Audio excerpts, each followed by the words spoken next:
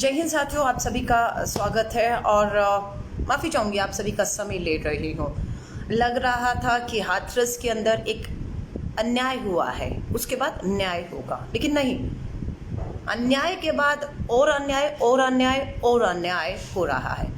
अब यहाँ तक हो गया कि सरकार अपनी छवि को बचाने के लिए हाथरस की पीड़िता जो दम तोड़ चुकी है, हमारे बीच में नहीं है, उसका चरित्र हनन किया जा रहा है। उसका चरित्र हनन जो दम तोड़ चुकी है ही नहीं हमारे बीच में। डाइंग स्टेटमेंट बच्ची ने दिया कि उसके साथ बलात्कार हुआ है। सिर्फ हमारे पास अब उसकी वो आवाज़ और वो वीडियो रिकॉर्डिंग है जिसमें वो कह गई है कि उसके साथ बलात्कार हुआ है। आपने सुना, हमने सुना, परिवार ने उसका डाइंग स्टेटमेंट सुना। अब नार्को टेस्ट किसका करेंगे? बच्ची ने तो दम तोड़ दिया अपना बयान देकर। अब आपका, मेरा, परिवार का नार्को टेस्ट होगा, हम बताएंगे सच है झूठ है। बेटी ने कहा बलात्कार हुआ है।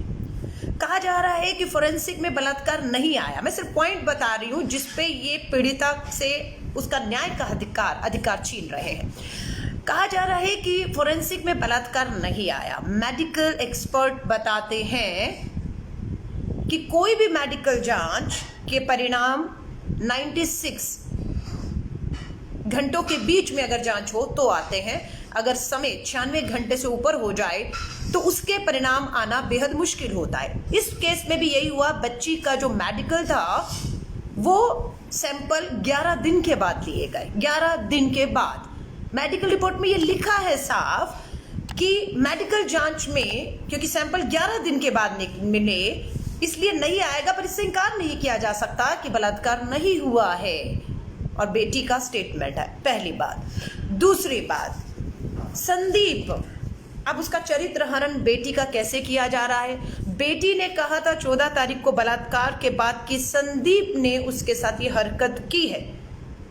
अब ये संदीप चरित्र हनन देखिए, संदीप उसका भाई भी है। ये कब पता लग रहा है इनको? 14 को, 15, 16, 17, 18, 30 तारीख तक जब बेटी ने दम तोड़ दिया, उसका अंतिम संस्कार 2:30 बजे तक आप फूक रहे हैं उसे पेट्रोल डालकर, तब तक आपको भी ये नहीं पता था कि पीड़िता ने जो संदीप कहा है वो उसका सगा भाई है। और आपने किसको गिरफ्तार करके जेल भेजा? क्यों?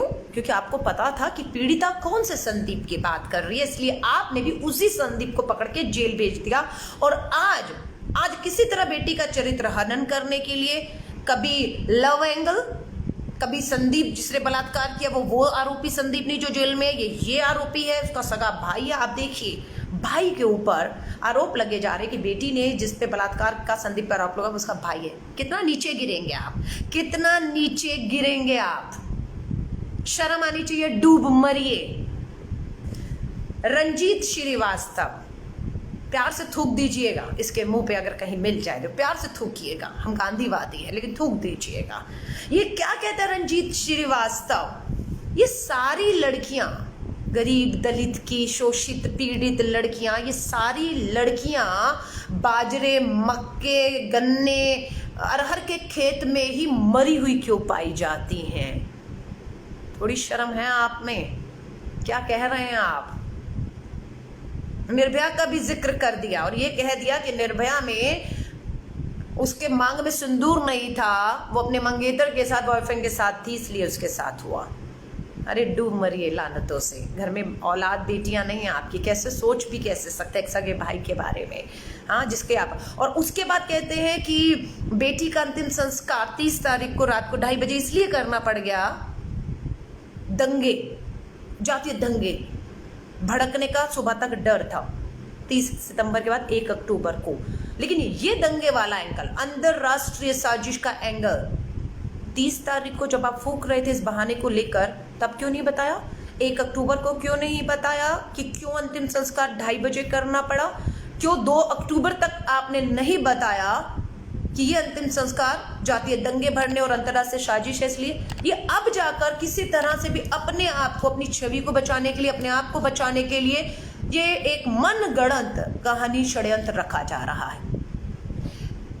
PFI, popular front of India, सुनिएगा ध्यान से, ये पॉपुलर फ्रंट ऑफ इंडिया के ऊपर इन्होंने भाजपा की सरकार ने दिल्ली के 2020 के दंगों में, क्योंकि ये सभी लोग, हम भी थे, CAA प्रोटेस्ट में, नागरिकता कानून के प्रोटेस्ट में आंदोलन कर रहे थे देश भर में, PFI ने भी किया।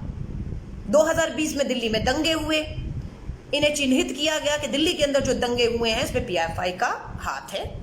ठीक है, आपके पास सबूत होंगे, लेकिन ये सबूत कोर्ट में क्यों नहीं पेश कर पाए? कोर्ट में तो आपने नहीं पेश कर पाए और PFI बाइज्जत बरी कर दिया गया। उसके बाद CAA प्रोटेस्ट में डॉक्टर काफिल खान ने हिस्सा लिया। डॉक्टर काफिल खान को भी देशद्रोह का आरोप लगाकर जेल में डाल दिया इन्होंने। इलाहाबाद हाईकोर्ट ने फटकार लगाई और बाइज्जत डॉक्टर काफिल खान को बरी कर दिया गया। ये क्यों मुंह की खानी पड़ती है? ये आरोप लगाते हैं, सबूत नहीं होते उनके पास।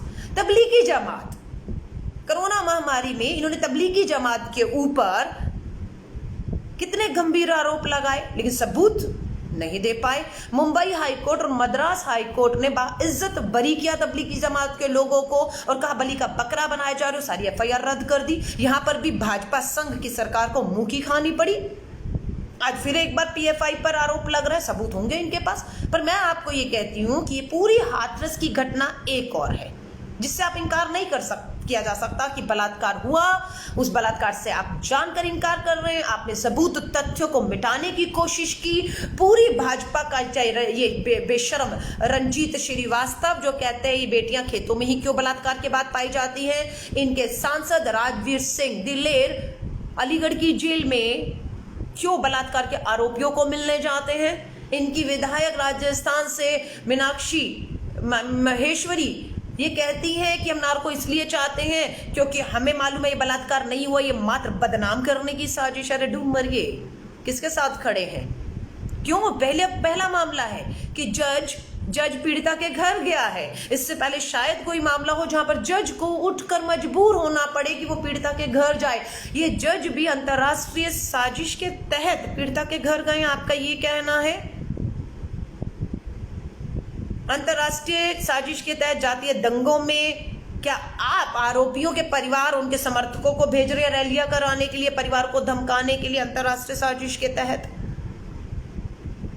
प्रधानमंत्री मोदी जी मौन है।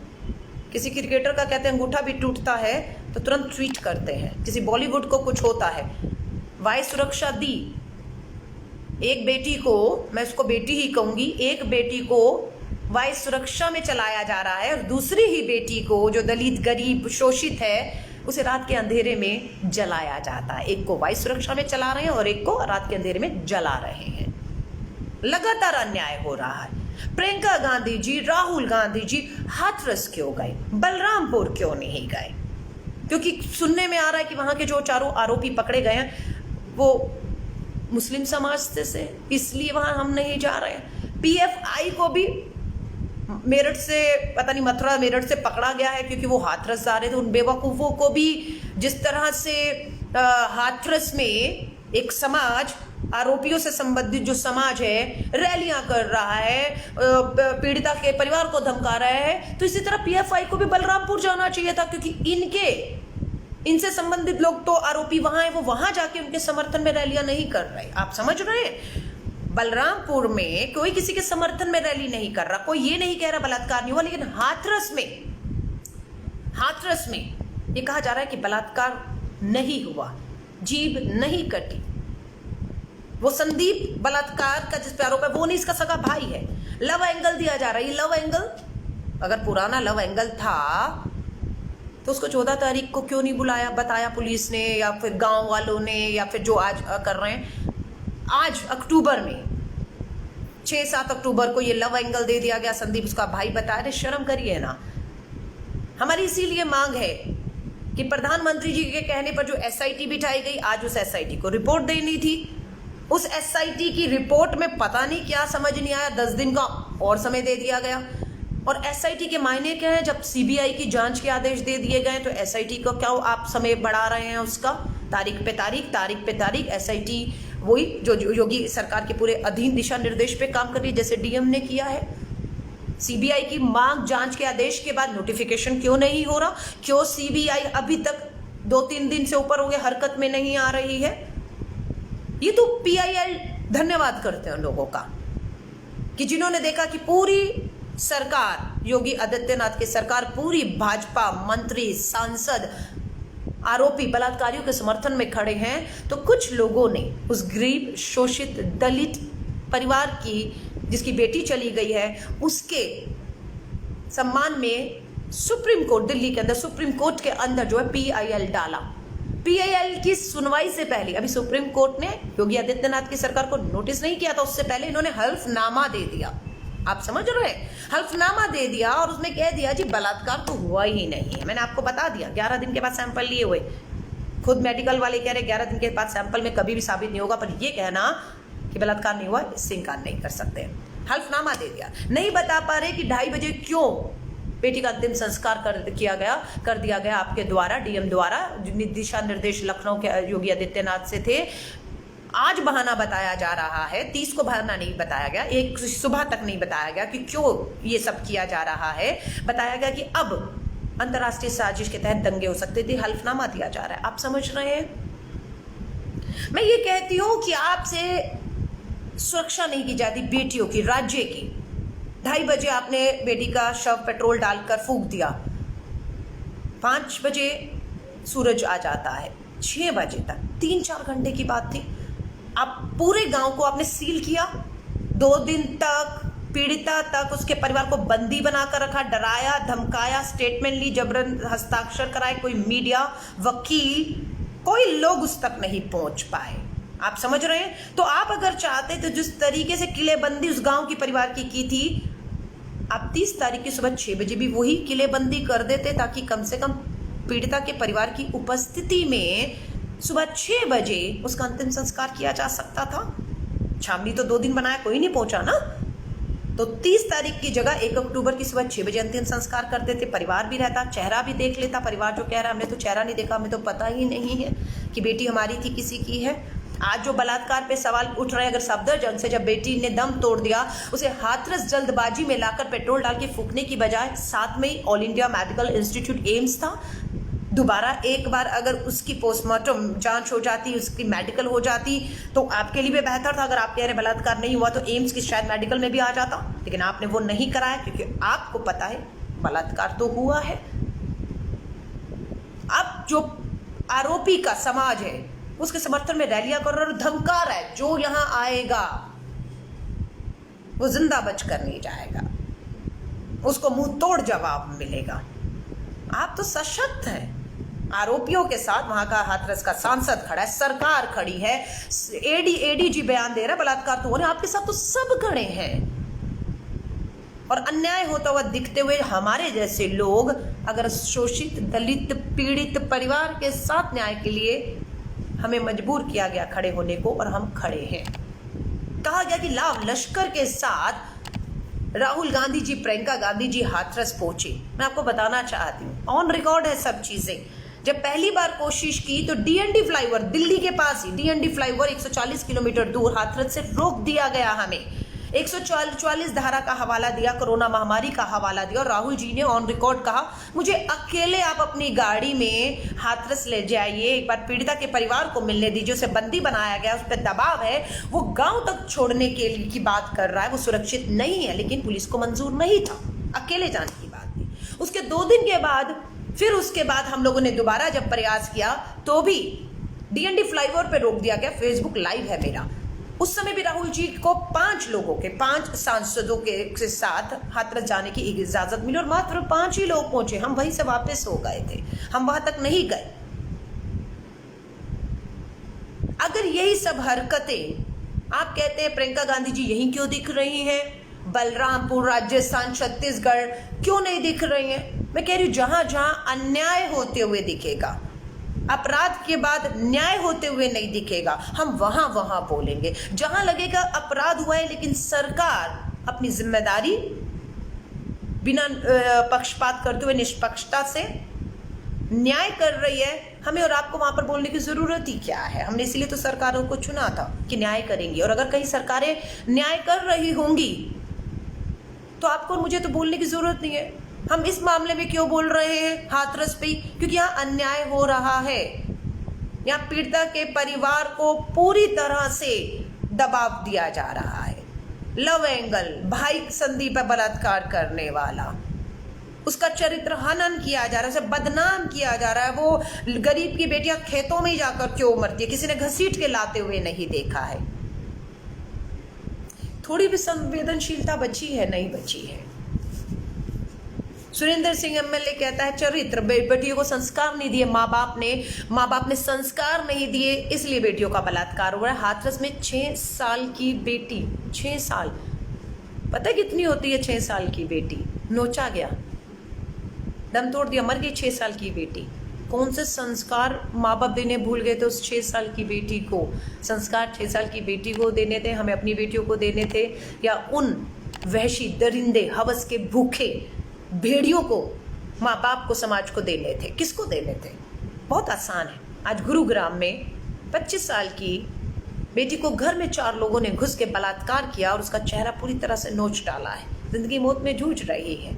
कौन सा संस्कार? घर में थी वो तो अपने 4 दीवारी में सोच रही थी सुरक्षित है, आपने वहां पर भी उसको नहीं छोड़ा।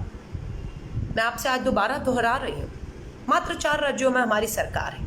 कहीं पे भी लगे आपको कि बलात्कार के बाद सरकार पीड़िता के साथ नहीं, बलात्कारियों के समर्थन में खड़ी है, न्याय नहीं हो रहा, फास्ट ट्रैक में केस नहीं चल रहा, उसे कानूनी मदद, उसे मेडिकल मदद, उसे काउंसलिंग, उसे मदद नहीं दी जा रही, अलकलम आपके साथ खड़ी है।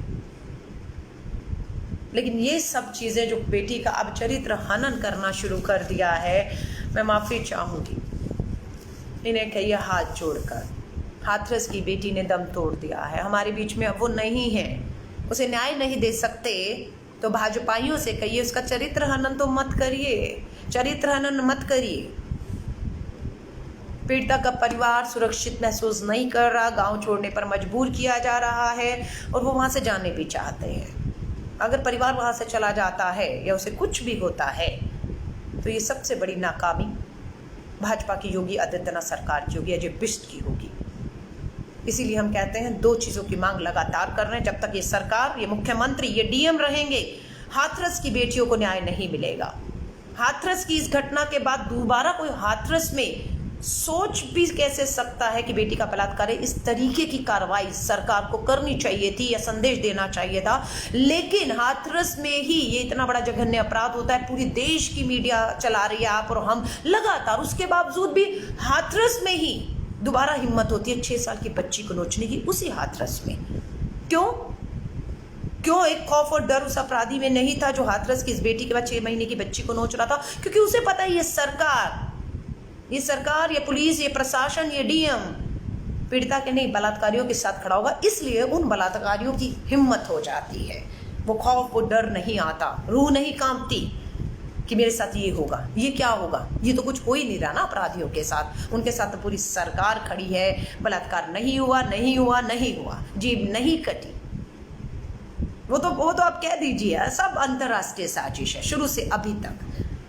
CAA प्रोटेस्ट के नाम पर दिल्ली के दंगे करवा दिए, CAA प्रोटेस्ट के नाम पर फिर आप ऐसे लोगों को निशाना बना रहे हैं कि आप बताएं ये CAA के प्रोटेस्ट वाले हैं, ये इस्लामिक फंडिंग ले रहे हैं, आप मुद्दे से भटका रहे हैं। मैं कहती हूँ आप उसकी जांच करिए, सबूत है सूली पर चढ़ा दीजिए, सबूत है तो सूली पर चढ़ा दीजिए, पर हाथरस के मुद्दे से हम आपको भटकने नहीं देंगे। ये सब कुछ डीएम को जो किया है वो योगी आदित्यनाथ के आदेश पर हुआ है, उनकी देखरेख पर हुआ है।